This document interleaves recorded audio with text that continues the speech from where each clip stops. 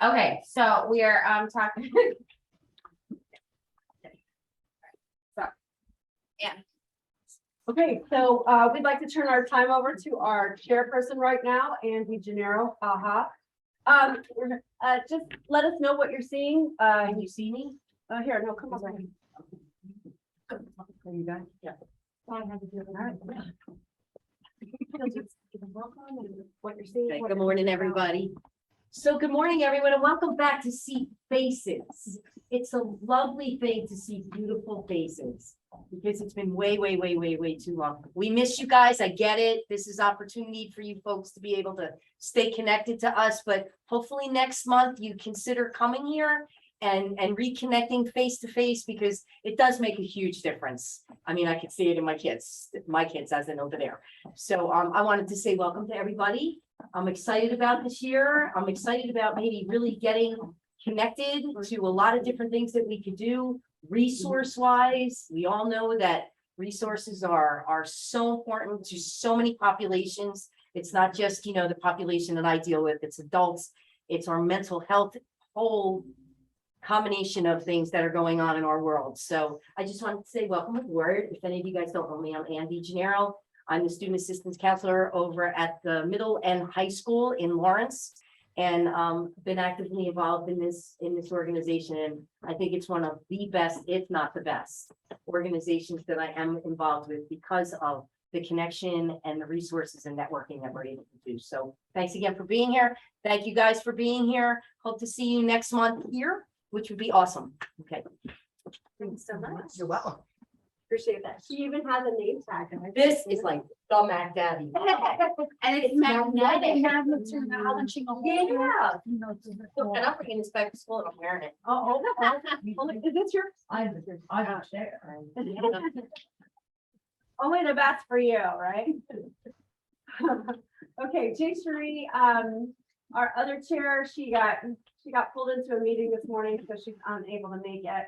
She sends her apologies, but any of you who have ever met Jay Cherie know that she is unstoppable and she is all in, and she is really lighting a fire under all of us, which we really appreciate.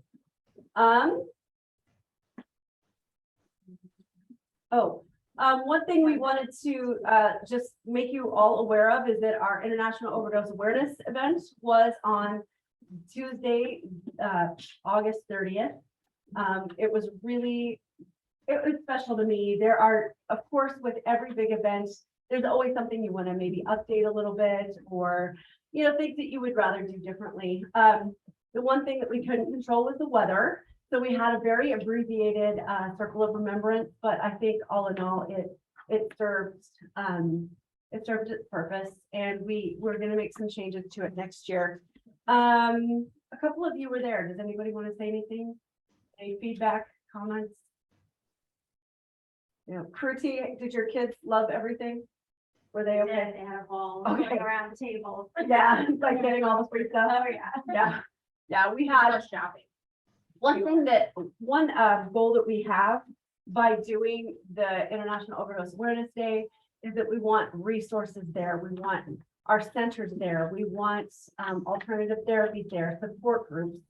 And the treatment centers are part of that, long-term are part of that. We want to be able, if a family says, I know someone, I love someone, and I just need help, we can just kind of do a warm send off and say, here's some people to talk to, here's some resources that you can get linked to. That is definitely one of our goals. We want to remember those we've lost, but we want to be a resource. Of course, our primary function is prevention, is trying to help people understand the ramifications of these, so that they might not find themselves in the throes of addiction, and also connecting those that have addiction to get them to the resources that they want and that they need for where they are. The other thing too is that what we really want to reiterate especially is that International Overdose Awareness Day is not just for people who have passed, it's for people who have experienced overdose in any capacity. So we just want to remember people as they are outside of their addiction necessarily. And because we want to honor them and know that you can live a fulfilling life, even if you have overdosed, you can live a fulfilling life. And even if you have experienced addiction in some capacity. So it's for the families, it's for people who have experienced addiction, who have experienced overdose. And hopefully people were able to remember and honor those who they have lost. So if any of you were at the event, or if any of you have some further questions or comments about that, we'd love to hear from you, and just I just want to make sure everybody's involved here. Okay, good. So Heather, we were talking about IOAD, and thank you so much for being there.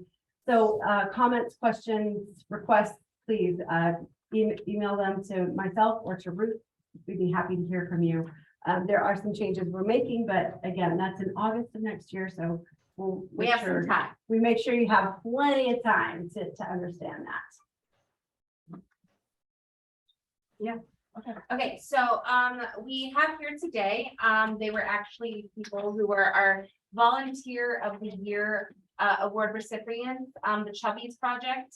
And I'm gonna leave that to Michelle to explain more about Chubby's, but before we do that, we just want to explain that hunger in its own right is something that is a risk factor. If you are a youth and you have a developing brain, you need nutrition to think, to breathe, to have academic success. Nutrients are one of the keys to having a healthy body, one of the best keys. So when we are talking about hunger, we're not just talking about hunger in the sense of someone's hungry, but we're talking about hunger in the sense of people having food insecurity and not knowing what their next meal is going to be like or when it's going to be. So as we talk about that in its own right can have a mental health ramification. So we want to know, and we want to make clear that hunger is not discriminatory. Hunger is for anyone who, because it's something that is a human experience. So anybody at any point can experience hunger. And it's just to note that if anybody is food insecure, we don't know if we'll ever be like that too. So we want to make sure that we keep our communities thriving by providing nutrition for our youth especially. So today we are going to have Michelle come up. Once again, if you have anything for the food drive, it's back there. So just drop it off as you exit or as you're getting something for breakfast. So Michelle, please come by.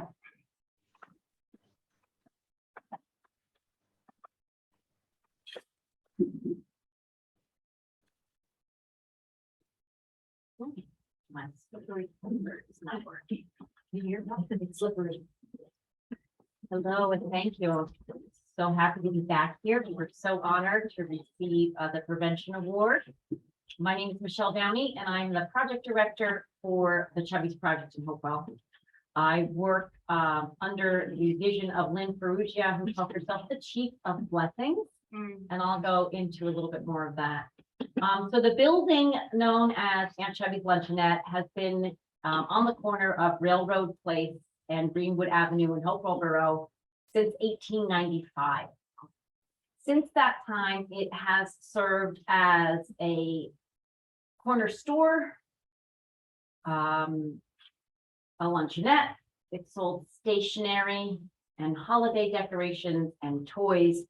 And that corner store had been a hallmark when the train station in Hopewell Borough was an active commuter line with commuters going in and out. So the building itself has been the heart of our community for over 100 years. In 1979, Carol Montello, known affectionately as Chubby, and Rose Sponholz took over the luncheonette from Cliff and Lillian Scuba. It was the Cliff's Corner store. And Rose and Chubby opened their own luncheonette called Rose and Chubby's. They worked there until 91 together, till Rose retired. And from 91 until her death in 2012, Chubby operated the luncheonette herself. I say the building is the heart of the community, but once Chubby was at the helm, she too was the heart of the community. Often having people not pay for meals if she knew they needed it. Personally, I would go in with my children when they were little and she would not charge me because I brought the kids to see her. So I got around that by leaving some sort of crazy tip that would cover her meal. Or excuse me, cover the cost of the meal as well. So the building itself sat unused. And her 3 daughters, who are not biological, but she was their nanny years ago in Princeton, she gifted it to them. 2 of the 3 decided to open it up as a luncheonette. Because the building and the handshake mentality of a small town like Hopewell, many upgrades had not been done in years, and now it was time to really renovate from soup to nuts. In 2019, Lynn and her sister Michelle opened Aunt Chubby's right before the pandemic. And then they quickly needed to regroup and refocus. So the Chubby's project, which was now functioning out of Aunt Chubby's Luncheonette in honor of Carol Montello. The Chubby's project was born out of the COVID pandemic as a way to feed our neighbors and keep the workers at Aunt Chubby's Luncheonette and other local restaurants cooking and feeding people. In the past 2 years, it has developed into a community-wide effort to help neighbors in need. We've served over 16,000 meals since we began in 2020. And this year, thanks to the DNR Greenway, who donated land at St. Michael's Preserve, and a garden steward from St. Michael's who oversees the garden, and a boatload of wonderful garden volunteers, we've harvested so far over 1,700 pounds of fresh produce. And the season is still with 2 months to go. That produce goes directly into making our meals for our recipients and also gets given. So they're getting fresh produce as well. Currently, the Chubby's Project serves the elderly, the infirm, the lonely, those down on their luck, and others who may fall through the cracks of the social services system. Even now that the pandemic has subsided, loneliness and hunger persist.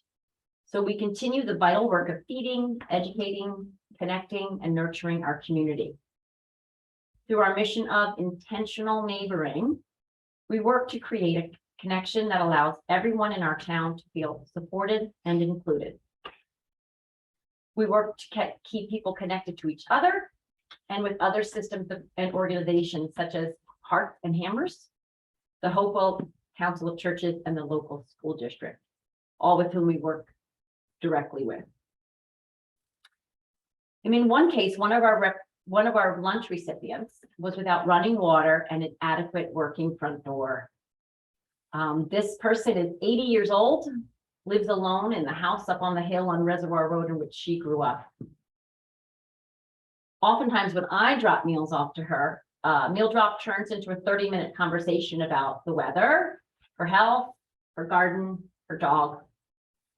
In her spare times, she crochets holiday-themed items to sell at Aunt Chubby's, with proceeds directly going to the project.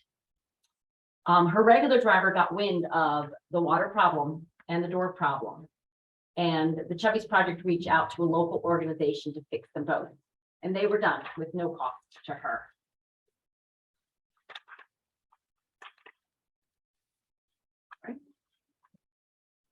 So volunteers do most of the heavy lifting to keep us up and running.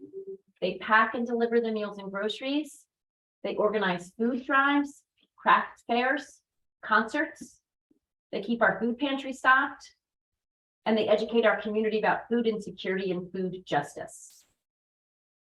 Our work at Chubby's Project focuses on the relationship between volunteer and recipient, and often it develops into a friendship based on love and respect. The work at the Chubby's Project goes beyond delivering a meal. We pay attention to our recipients, their needs, and become their intentional neighbor. In our small town, volunteers and recipients see each other walking down the street, at the library, at Aunt Chubby's, or other town events. Our meals just don't go to someone behind a closed door, but to people who may live on our street and who go to school with our children. In the fall of 2021, the Chubby's Project was recognized by Slow Food USA with their Snail Blazer Award for Food Justice. And this year, we were acknowledged by you, the Prevention Coalition of Mercer County, for our work building community connections. And recently, in June, we were awarded a grant from the Hopewell Borough Block Party. We've held food drives, distributed bags of groceries weekly to our recipients, helped neighbors with home repairs, medical issues, drive to appointments, and built our volunteer base as well as our infrastructure. Recently, we hired our own part-time chef to prepare the meals we distribute. And recently, the Chubby's Project received our own nonprofit status. Up until then, we were working under the Calvary Baptist Church to serve as our fiscal sponsor. And that allowed us to get our programs up and running and serve the community. And we're very grateful for their work.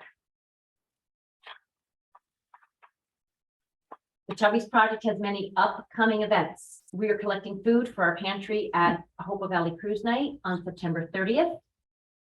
We have a booth at the Hopewell Harvest Fair this Saturday, September 17th.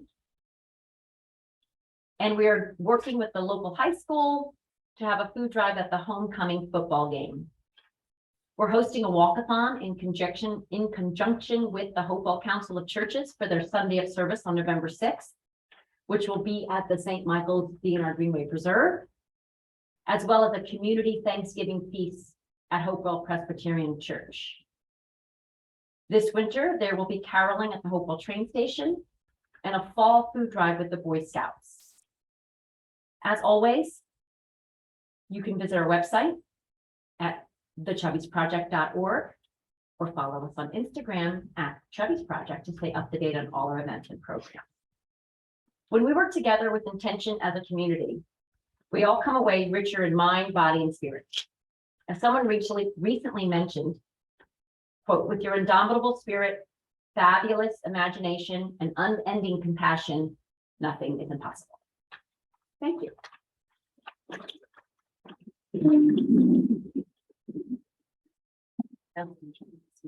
Thank you so much, Michelle. We love you guys. Their food is really good. Yes, if you can go to their restaurant, their food is awesome. And they also have baked goods, which no, but they make this like graham with I don't know. I get one Cracker cookie. graham cracker cookie with Cream, is it cream cheese and jam? I think it's cream cheese and raspberry jam. It's just, I don't know. So It's it's good. like this big. It actually kind of feels healthy when It's you like eat a it. meal and It's a meal. So you can convince yourself There you go. however you need to. way to justify it. Right, so we do have breakfast cookie, so that's perfectly right. Breakfast. Breakfast cookie. Is So- this something you can go to on the weekends? Yeah, we are Really? open, the restaurant, which is not part of my speech, is open Tuesday to Sunday, 7:30 to 3. Okay. It is on the 7:30 to 3. one With a corner restaurant. Railroad Place in Greenwood Avenue in Hopewell. Greenhouse. And if I'm there, I'll. do it. Greenwood Railroad. Greenwood and Railroad. In Hopewell. Aunt Chubby's Luncheonette. It's kind of tucked in. It's really cute. Yeah. And they employ many different types of people, like Yeah. we They're Yeah. very inclusive in their employment. fall in love with the employees. Matt. Oh, they're It beautiful. was adorable. They were adorable. We just love them. So the reason why we had the Chubby's Project come to us, as Ruth mentioned, it is Hunger Awareness Month. It is also National Recovery Month. It is a bunch of other observations as well, some very important ones. But one that we wanted to touch on that I think applies to many of us is suicide awareness. And I made this, I printed off this resource for all of you. They're on the back table. You didn't have a chance to grab one, please grab. I'm sharing it right here, so. We're sharing it on the screen as well, but just some highlights that I wanted to touch on. Ruth and I and several people in here have been working with mental health first aid. And one of the first things that they talk about is changing the conversation around suicide. One of the big stigmas or things that people feel is truth when it's really just a myth is that if you ask someone about suicide, it will give them the idea that that is an option. When really it is exactly the opposite. One of the things that I think was so poignant in what Michelle was saying and in the work that we do is she was talking about connections, that it's more than just feeding the body, it's feeding the soul. And so many times we have said the opposite of addiction is connection. It's not abstinence, it's connection. It's finding those resources, it's finding that support system to help you grow. And with suicidality, they have said people asking, just making the concern, and whether they blow it off or not, they knew that you cared enough to ask. So I'm just briefly going over what's on the backside of this You sheet. can also refer to the screen. Yeah, it says it can be hard to talk about suicide. Yes. So sometimes the person who is feeling overwhelmed can say keeping quiet. They might want to keep quiet because they're feared of being labeled crazy or being a burden to others. And we often hear, oh, I don't want to trouble you. I don't, and so they pull back. The incorrect idea that bringing up suicide can plant the idea in the person's mind. I just mentioned that. And not sharing for fear of social rejection or ostracization. And then ways that we can talk about it. I've noticed some behaviors that are concerning me. I care about you. Is everything okay? Now, how many times a day do you're like, oh, how you doing? Oh, I'm fine. We have literally just been hardwired to, oh, I'm fine. Put up that armor, put on that smile. And every once in a while, especially with people that we're close to, or we know we haven't spoken to a while, like, how are you really? Is there anything I can do? What, how have you been? It sounds like things are really tough right now. I'm worried about you. Are you thinking about killing yourself? That is such a scary thing to ask someone, because sometimes you don't want to know the answer, but sometimes this is very necessary. You're not alone. I'm here for you. We will get through this together. And I just love this I just thought this was just a beautiful resource that was sent to us by, I think it was sent to us by New Jersey Mental Health Association. Najama, yeah, but it's printed through Depression and Bipolar Support Alliance. But I love this. Don't criticize, try to understand and how you can help, suggest professional help, and never keep talk of a suicide secret. So I know that this is something that has impacted our community in the last couple of months. I know it impacted my school community, my family. Yes, Ellen. Finish your thing. I'll share something exceptionally personal to pinpoint your point. All right. Well, we will make sure that we email a link of this, or we'll attach this PDF to our to our minutes when we send them out. But as I said, for those of you here, please take as many as you'd like. But yes, Ellen said she was going to share something about this. The people here know that I've had long-term chronic illness, and when all this started, I was a mom with two, teens, one going off to college, involved in sports, worked at a hospital, 12-hour shifts. You push through, you do what you have to do. And didn't even realize new things were starting to spiral out of control. Told my husband that I was going to hang myself in the garage. And he didn't know how to handle it and let it go. A coworker one day at work said to me, Ellen, we are really, really worried about you. You are not yourself. Something is happening and we're afraid for what you're going to do. And in that moment, I was I still cry about it today, because I say Maureen and Iris saved my life. Mm-hmm. So she was talking about her chronic illness and just how difficult life was. She was a mother, she was a wife, there was a lot on her plate, and she was considering taking her life. Her husband didn't know how to react, but a coworker said, just caringly asked her, or told her, she said, you're not yourself, we're worried about you. Yep. And she said that those coworkers saved her life. Yep. I'm sorry, I didn't mean to cut you off. No, that's, I know they can't hear you. They saved I still say they saved my life. They kept me there Mhm. until they knew it was safe to turn me over to somebody else. and made sure that I was going to be taken care of by a crisis intervention situation. And, you know, it was determined that that was all part, and it's not always what you think it is. The part of the attack of my system from my own body, part of the autoimmune response caused such a immense increase in antibodies and attack that the psychiatrist said when she saw me, we have to have you medically tested because this could be a response to what is going on with you medically.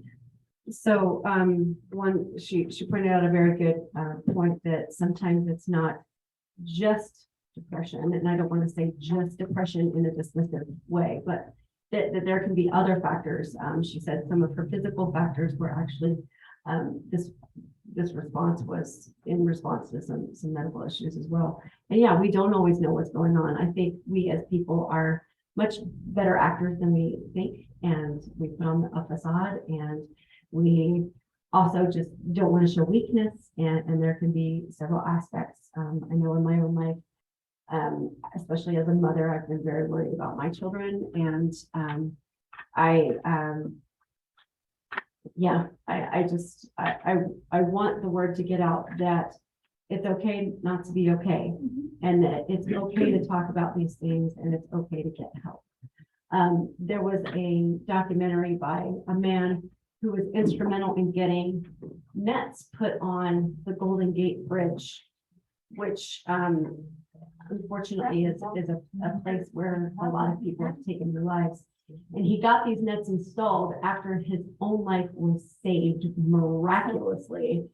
He only had a broken leg, but on the way to the bridge, he said to himself, if anyone smiles at me or asks me how I'm doing, I won't do this. I won't go through it. And nobody did. So, our actions don't necessarily, I'm not saying if you don't smile at someone, they're going to take their life, but I'm just saying the small acts of kindness, the small acts of connection can have a big difference. And I know that in this group, we have a lot of people that care about a lot of people. And we just wanted to bring this to the forefront.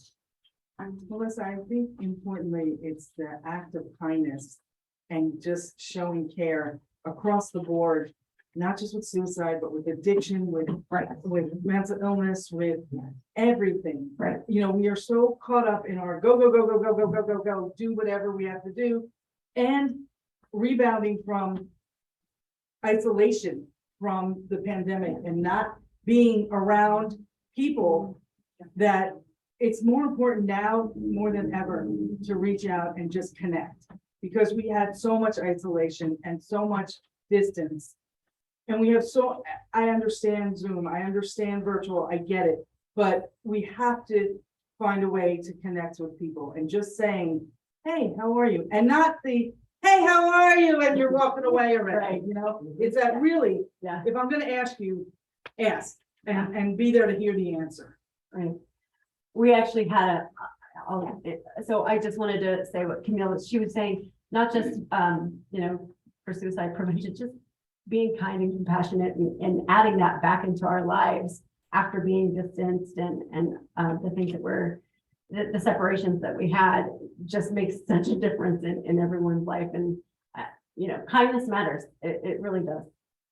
And on top of that, this suicide, mental illness, substance use, problems at home, all of that is seen by people who are experiencing it as a secret, something that they can't share. They're going to be looked at differently. They're embarrassed, there's shame involved, all of those things. And if we can normalize speaking about these things, and it's okay, Right. because there's help for you. And that's why I share all of the experiences, no matter how horrible, that I've had and my family has had, because I want people to talk. I want people to be aware and to make it just like diabetes and heart disease, it needs to be out of the closet. So Ellen was talking about parity of mental health issues as well, that they need to be, it needs to be as easy to talk about them as a physical ailment, that just normalizing being able to talk about mental health and when you need help and some of those issues. And I completely agree. I saw Patrick Kennedy, who was a congressperson here and obviously part of the Kennedy family, and he himself has suffered from addiction. He's part of STAM, the Smart Approaches Towards Marijuana. And he said everyone should get a checkup from the neck up. And I never forgot about that. And he's fought for mental health parity, especially with insurance, getting coverage for addiction issues, for, you know, depression, for the things that are really hurting, that it just needs to be a holistic process.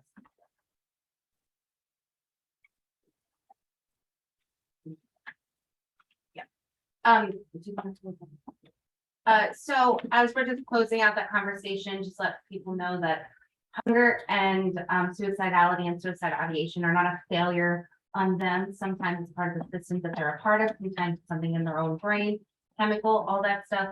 It is not the person that's a failure. It is just what people are, and it's a human experience, and that's all it is. So just reiterating the human experience, we did want to talk about a couple of things. First thing is, I did want to talk about a program that we are doing here at Mercer Council. It will be in the building, which I'm super excited for. It's called the Strengthening Families Program. And it is for families with children ages 6 to 11. If you are looking for any sort of transportation, we can provide that in some capacity for you. We also provide meals. If you have families or children outside of that age range, it doesn't matter, because we will have childcare, and we will provide some programming for older youth there as well. It starts October 4th and ends November 13th. It is once a week for 7 weeks, and it is from 5:30 to 8 o'clock. Mercer Council staff will be the people administering it. We have some SPF or Strengthening Family certified people here in the room. So if you have any questions, please ask me or any Mercer Council staff. We're all very aware of the program. And we're really excited about it because it is a protective factor program, and it engages people in knowing how to deal with conflict, knowing what to do when you're having hard conversations with your youth. Also having youth know where their safe spaces are, and recognizing and empowering them to know what to say and have the vocabulary to say it. And yes, Anne. Do you have a flyer or anything about Yes, this? we do. It is right here. It is with all the information, the front and the back. We will, the Strengthening Families flyers are in over there, and also in my office that we run out. So that will be there. And if anybody has a family in mind, please refer them to us, because we are really looking forward to having a good group this year. This is our first year doing it, and we're really excited about it, because if we get this going, then hopefully we'll be able to do more and provide more for our communities. And especially families that are dealing with court systems in a capacity, are dealing with hunger or homelessness. So any families like that, please forward them on. We are looking forward to having such a good program, and hopefully provide those protective factors for you. Next thing is, does anybody have any questions about that? I don't think, but next thing is, so we have our community survey coming up, and it is this year again, guys. It is Every the year. It is the year for the community survey, and we have paper copies for anyone. If you are a Mercer County resident, that is all your qualification that we need. Or you live here, Or you live here, or work here, or go to school here. So if you go to Rider University, but you're from Passaic County, you are more than welcome to take. I love that. And you are more than welcome to take that survey. and we have it paper and we have it virtually. Yes, we also have a QR code that you can access as well, so that people can just click it and do it through their phone. It takes less than 5 minutes. Also, because we are doing the community survey, we are also doing a student survey. We have some districts that we are looking to have our student survey in. The schools we're looking at are Hamilton. We've got Hamilton, Lawrence, we were looking for, and a couple of other places. The point is that we want to get as many numbers as possible so that we can have accessible information for people to use that in order to further their programmatic purposes. So, for example, we just want to make sure that, the perception of risk for marijuana has gotten lower, or if it's gotten higher, what are the disparities for that? So understanding that disparity is a huge part of the student survey. So if you have any institutions or any schools that are looking to do the student survey or are welcoming the student survey, please let us know. You can obviously set up a meeting with us. We'll go through what the student survey looks like, and then we'll go from there. No. So next thing, speaking of youth, we also have a youth coalition. Woo. So if you have any students or anybody that is interested in being part of our youth coalition, it is a county-wide youth coalition. We do a lot with the state, and through the state, they're given many opportunities, including the Lindsay Meyer Teen Institute, which is a great skill building camp where people go for like about a week, I think, and they learn a lot about how to empower themselves, have natural highs, those sorts of things, and make connections. And it's from people all over the state. And it's just a really good place to be because the energy is so high, and you sort of like, you feel as soon as you're done, you're like, I can take over the world now. Like, this is the best place for me, and you just want to run a marathon after. But that is one.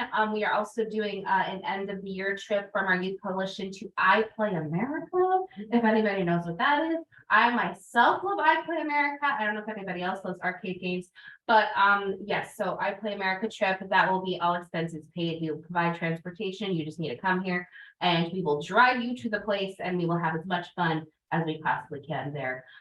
Also, we have incentives. So anybody that's looking for gift cards or anything after activities, a lot of the time we enter people for raffles. So you are always in the running for a Starbucks gift card or a Panera gift card if you so choose. So we always have that available to you. Also any substance-free activities. So we are planning a movie theater trip this year, bowling, painting class. Hopefully, I'm looking into a cooking class, we'll see. But those sorts of things, we really want to get kids involved because everything is a protective factor. If they are not using drugs and they are enriching their skills and building those skills, it is a protective factor.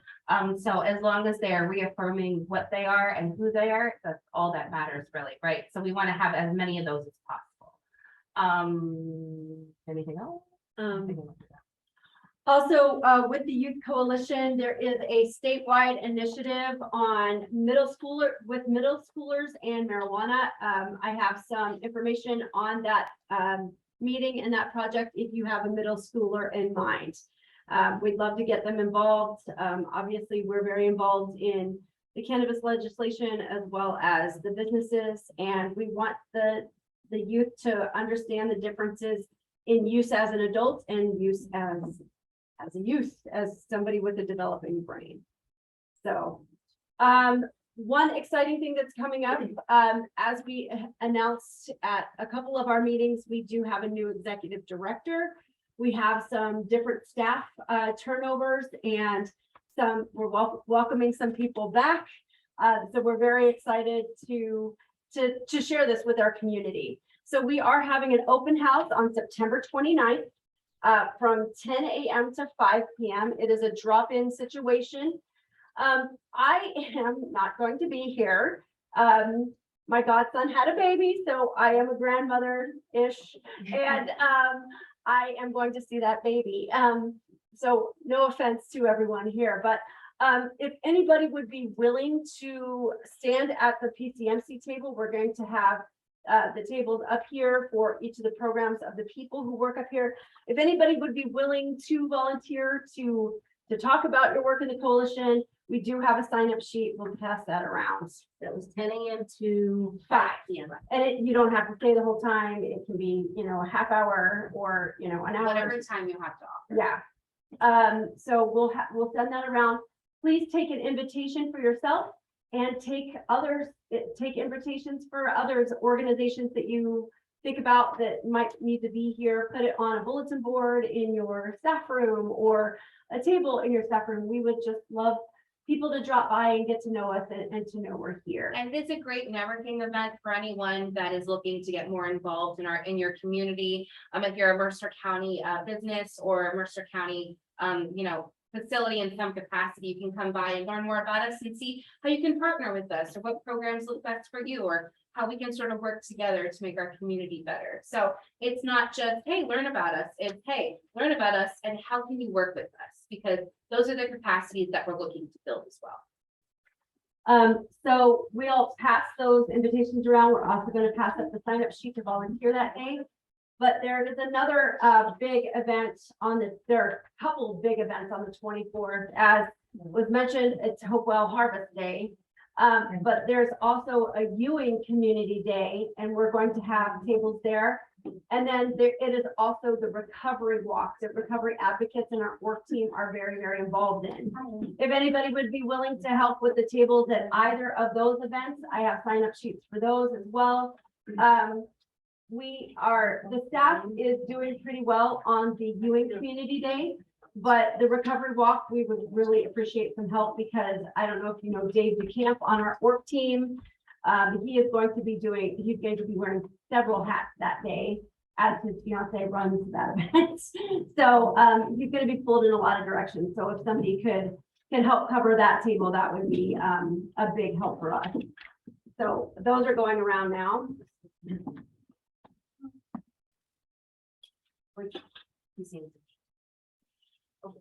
Open up, okay. Yes. And I do have shifts written on there. Anybody virtually, if you would like to participate, just please throw it in the chat. We'd love to, get you linked up and involved. One thing that is on, there's a couple things on the table before everyone leaves and things that will be attached to our notes. Thanks, Dario. We have the paper version of our community survey. A link was sent out on our meeting invitation. So if you did that one, it's the same one. Don't worry about it. But if you have people that you think might complete this, feel free to take it with you and hand those out or send out the link once we get that. It is new member coalition involvement agreement time as well. If you feel like you filled out this form, you're right. We just need it every year. Those are on the back table as well, and we will send a link to that one.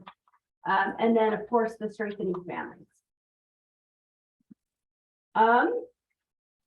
That is the end of our new business and our formal business. But of course, we'd like to take this time to just introduce ourselves and any events or any community things that we as a body can support or that you need help with or just announcements that you have. So we're going to start on from the Zoom. I'm going to call you out. No offense. It's just easier this way. If you would just give your name, what organization you're with, and if you have any announcements or any events coming up that we can participate with. Let's start with Amanda G.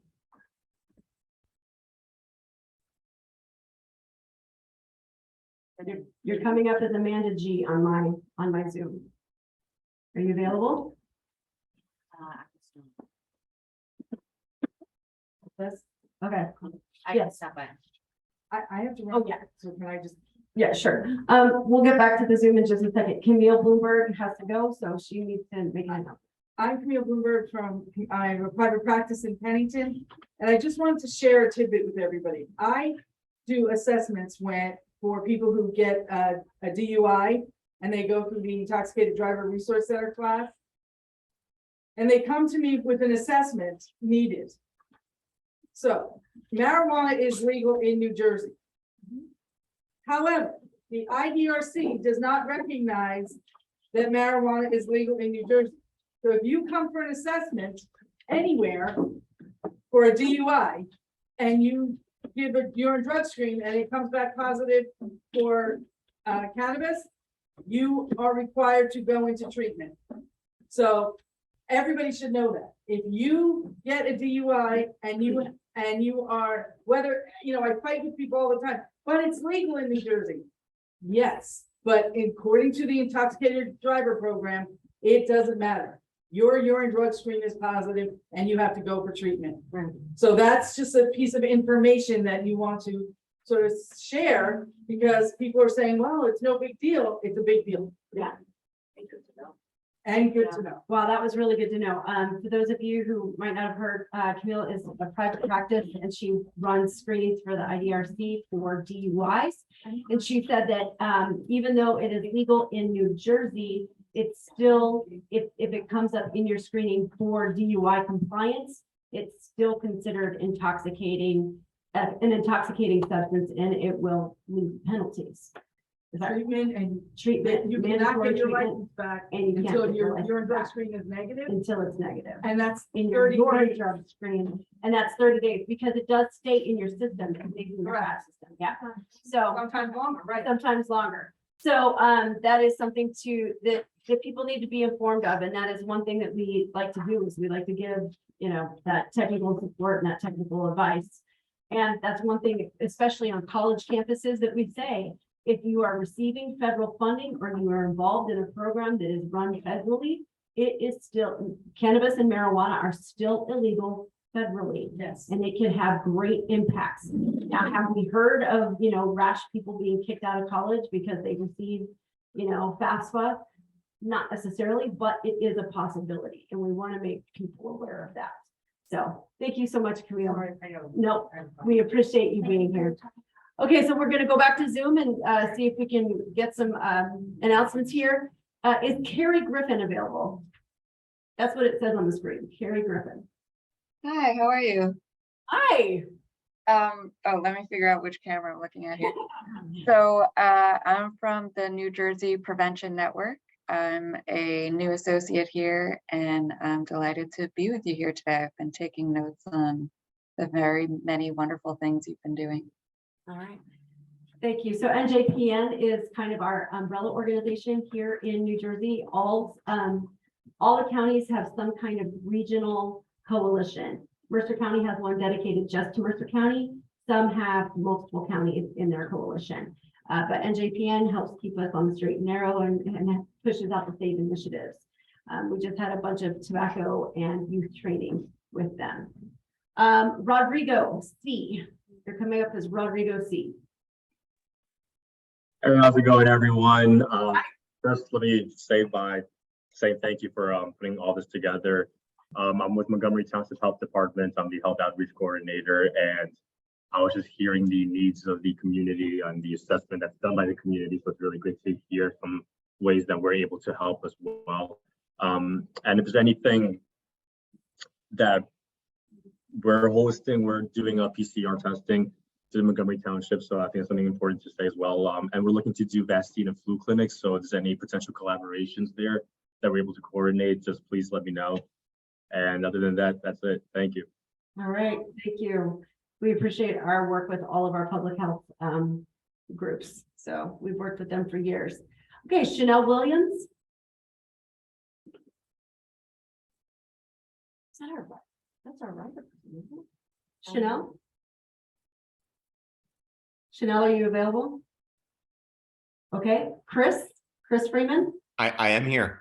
Hi, how are you? Hey, everyone. I'm Chris Freeman. I'm the Assistant Director for Alcohol and Drug Support Services at the College of New Jersey.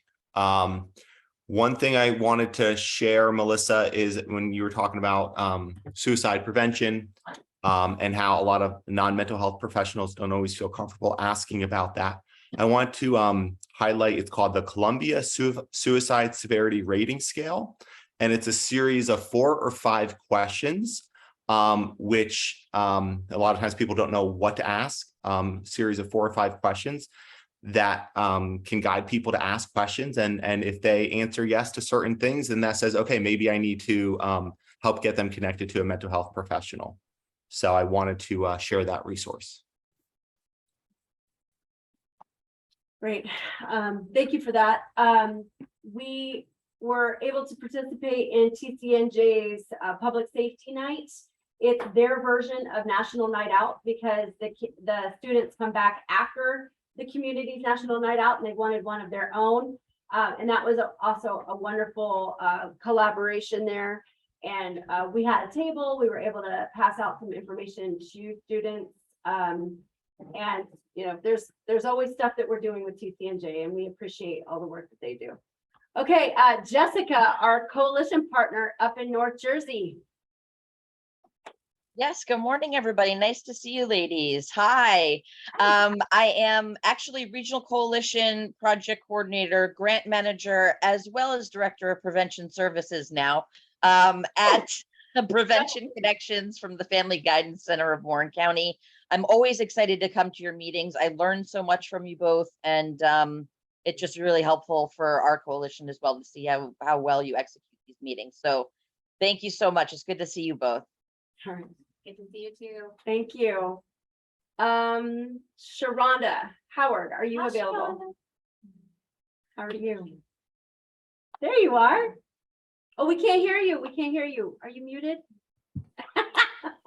I meant to unmute myself and not put on my video, but hi. I'm Sharonda Howard. I'm the SAC at Hightstown High School. And yeah, I'm just glad to be a part of the meetings, hopefully in person soon. Thank you. We're so glad to have you. Oh, we had somebody spoke in the chat, I think. Did we do Amanda G yet? Oh, somebody mentioned the Kevin Hines. That was the man that I was talking about with the Golden Gate Bridge. So if you guys Google him, you can find all kinds of video clips. It's very inspiring and very, very overwhelming. Okay. Amanda G, are you available? Okay, Chanel, are you available? Wait, did someone unmute? No. Okay. All right, Lisa? Kaufman? Can they hear us? Sure they can. Yeah, we can hear you. I'm here. I'm here. I'm Lisa. Yeah, go ahead. Sorry. I'm Lisa Kaufman. I am the office manager here at Mercer Council, and I also do the older adult programs. I'm looking for lots of places. If you know some older adults that would like to learn more about prevention and how to talk to their doctors about opioids and just safe practices for healthy older adults. I am the person, see me, I will come out and talk to your older adults and give them some new information on what's going on as far as those things for a healthy outlook. Thanks so much, Lisa. And if you stomp really hard, Michelle, she's right under you. Oh. Yes. Yep. Did you hear that? But I'm thinking my elderly recipients at Chubby's with Lisa as a speaker. yes, that Oh, would be nice. wonderful. The Yes. elder recipients at Chubby's. Michelle was just mentioning that. We'd love to. If we serve them lunch, they'll Yeah. come. If we Eat serve them them. lunch, they'll come. They'll And we've come. noticed that, yes. That would be wonderful. Yeah. Melissa, can you give me her email and I'll Yep. contact her and We'll make we'll that, set something up. yep, Great. we'll make that connection. Thank you so much, Lisa. Perfect. Thank you. She's done such an excellent job. We've had a lot of fun reaching out and finding new connections there. Al Grupper, how are you doing? We're glad to see you. Can you unmute yourself and tell us what you're up to? I am still part of the East Windsor Alliance and I'm getting older faster every day. We understand that, Al, but we are so happy you are here. Al is a past recipient of our prevention award. He is steady and always kind and always there to make connections, especially with veterans. And we've appreciated all the work that you've done for us and in representing your municipal alliance. So we hope you have a good. The open house is the 29th. The 29th from 10 to 5. And as I said, it's a drop-in kind of thing. So if you only have a few minutes, that's great. If you can stay longer, we'd love to talk more. So thank you. Please spread it far and Great. wide. We'll make sure that the Yeah. link on our notes. Great meeting this morning. It was a great meeting. Great, thank you, Al. All right, Sarah Gardner. Am new to working with Mercer County. I'm the Municipal Alliance Coordinator for the county. Yay! Yay! Anne said you might be able to come. We're so glad to meet you. Thank you. It's nice to meet you too. So basically, I just take care of the grant for drug and alcohol abuse in Mercer County. Wonderful.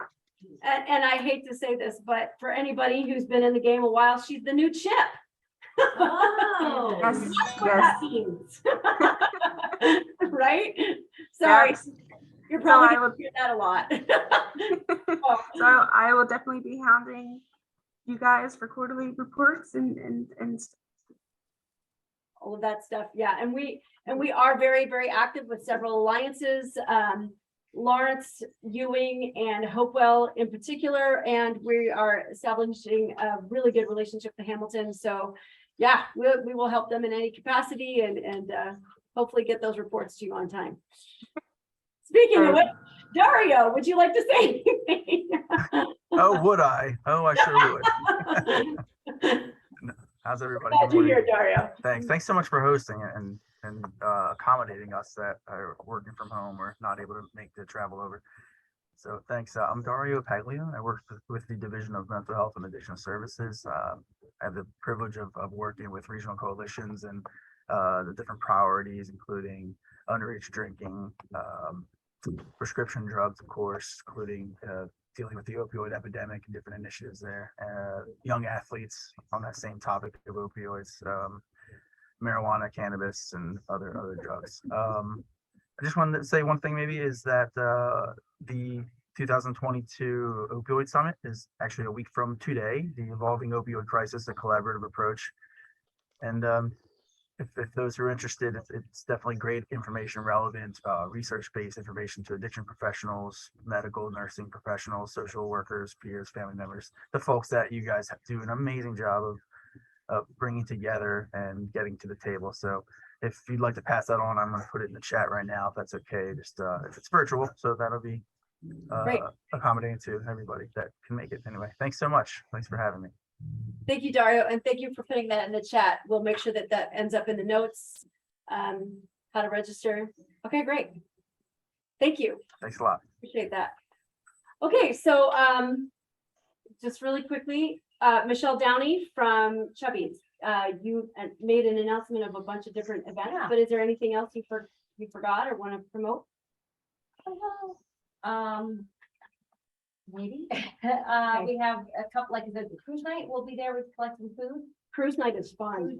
Cruise night is super fun. Hopewell. So there's a food drive at Cruise Night. Yeah, I Hopewell. think that's 5 to 9 on September 30th. Old cars, local restaurants bring out tables will have been set up. Our harvest fair is this Saturday, the 17th. Harvest fair So is the 17th. The Chubby's Project will And be Chubby's there as Project will be well. there. I have a little game.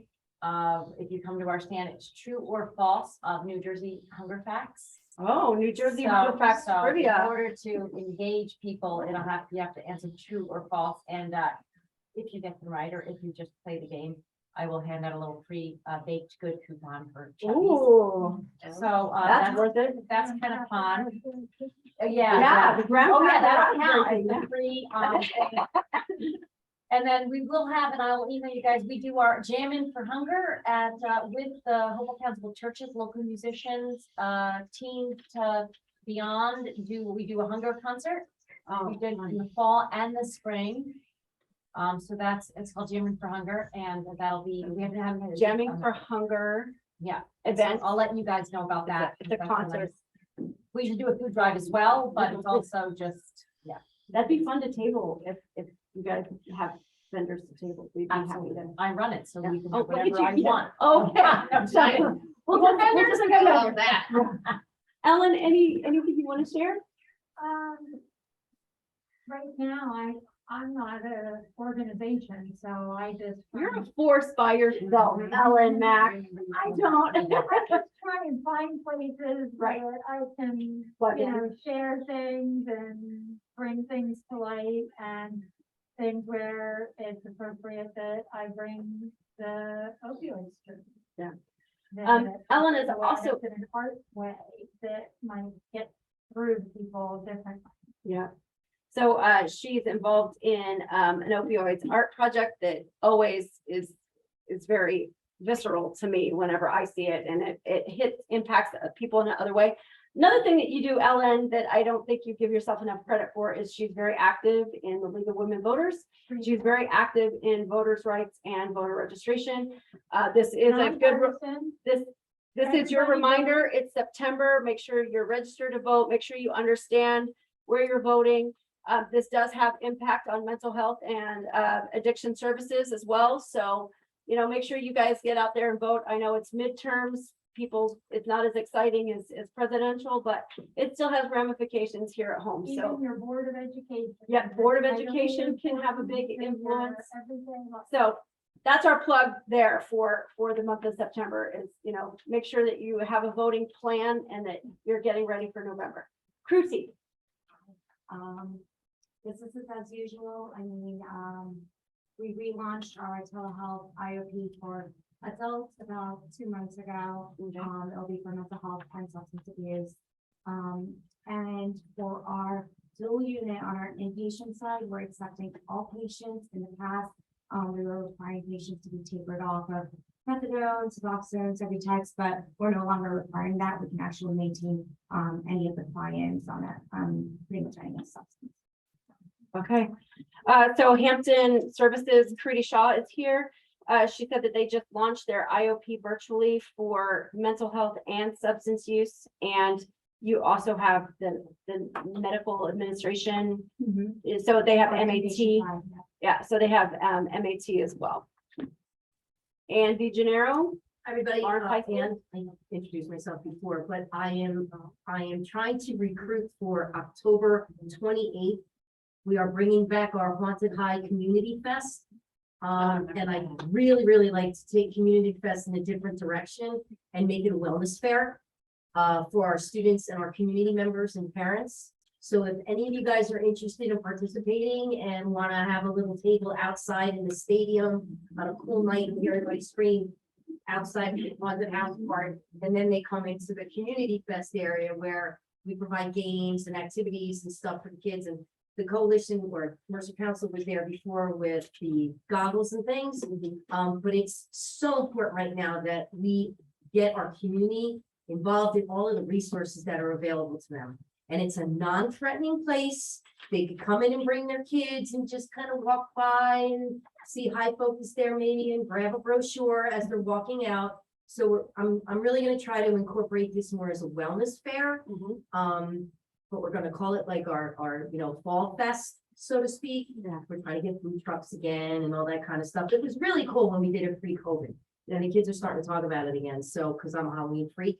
So Andy Gennaro is a Halloween freak, but she's also the LHS SAC or Lawrence yes, I'm a system. student assistance counselor. Those are so- equal weight, by the way. Those are equal titles. Halloween freak and Halloween Yeah. freak and SAC. Well, but anyway, she is hosting, she's reviving Haunted High as a community fest. She wants it to be a wellness fair. It's October 28th. She's requesting tabling and services. Anyone who wants to volunteer. Probably We've like done it- 5 to 9 would be the hours. About 5 to 9 on that Any of day. you guys want to come? We do it every year. We've done it every year. We love it. And we want those communities to be involved. So if you're interested, we'll have that information in our notes as well. Amy, sorry, didn't mean to call you out, but Yeah, no, just status quo, waiting to start my program. I work here at Mercer Council and I do Autism Life Skills prevention curriculum. And just waiting to start in the middle schools in Hamilton. Amy Argeria will be starting her life skills programs in Hamilton in the middle schools this year. And we've been working with her with Hamilton, and she's been doing this program for years, and she's fantastic at it. And we're just continuing on with that. I apologize. I got to present at 10:30. All right. 10:45. All right. So please take some food. Take some food if you need it. Thank you so much for being here. Thank you so much. And again, when we send this out on notes, feel free to make comments and we'll just keep it going.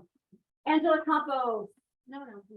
Okay. She has no announcements. She's recently become our Protecting You, Protecting Me technician, what do we call that? Educator here, prevention educator, sorry. My mind went blank, here at the council, and she's, also involved in a bunch of different projects. All right, David. Hello, everybody. My name is David Savalas. I'm with High Focus Centers. I guess it's worth just mentioning that we not only have great structured outpatient services for adults, but at this time of year, we have services for adolescents too. Going back to school, I think that's important to know. How young? Yeah. How Oh, young? how young? Down to 10 years old, I believe. Yeah. Okay, so High Focus Centers has programs for adults, but they also go down to 10 years old for their adolescent program. Back to school has its own lovely stresses and anxieties involved, so that might be a resource that some people need. And then Anne Marie, you're also I'm with Recovery Centers of America. So I'm working on one RCA. RCA. Yep. One service update is we just implemented a brand new track that has a heavy focus on folks that are struggling with a higher level of trauma. Okay, substance abuse, but type of trauma. Okay, so Recovery Centers of America has introduced a new track that has not only substance abuse, but a high impact of trauma, which we all know that trauma-informed care is definitely the way that our industry is going right now. We need to be informed about the impacts and the ramifications. So that's wonderful that RC has taken an initiative on that. So those kind of resources, we can connect you if you know someone who needs that. We'll definitely connect you to Anne Marie. And both of them are also affiliated with George, the adorable dachshund puppy. So I don't know if you've been to any health related events where either High Focus or RCA has been there, but you might get to meet the infamous, not infamous, he's adorable, but the adorable George. My daughter still is talking about him 2 weeks after IOD. So we're gonna go ahead and stop recording now. But we can just kind of, if people want to eat, people want to hang out, people want to announce their programs, feel free. Those of you at home, thank you so much, or in the office, thank you so much for being here, and we'll be sending out notes within the next couple of days with all of the information that we packed into this meeting. All right. Excellent. Thank you, Melissa. Thank you, Ruth. Thank you. Have a great month. We'll see you next month. Absolutely. Thank you. All right. Take care. Thank you so much for being here, y'all.